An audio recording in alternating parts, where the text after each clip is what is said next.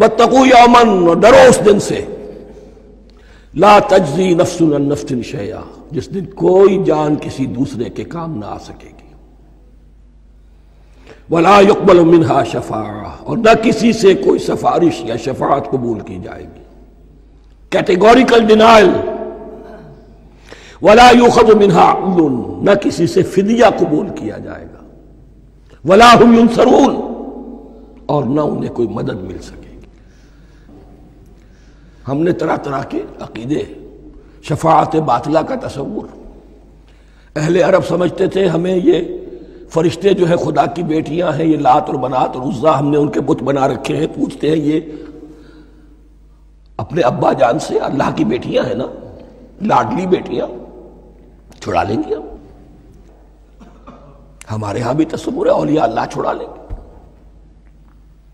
یا شفاعت باطلہ، خود حضور کی شفاعت کے بارے میں جو غلط تصورات ہیں، ایک شفاعت حقہ ہے، اس کی وضاحت کا یہ موقع نہیں ہے، وہ آیت الکرسی پہ جب ہم پہنچیں گے انشاءاللہ تعالیٰ اسی سورہ مبارکہ میں تو اس کی وضاحت بھی ہوگی۔ یہ سارے جو ہم نے جو گھڑ رکھے ہیں خیالات،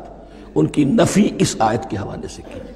واتقوا یوما لا تجزی نفس عن نفس شیئا، کوئی انسان دوسرے انسان کے کام نہیں آ سکتا، ولا يقبل منها شفاعت، کسی جان کی طرف سے کوئی سفارش قبول نہیں ہوگی،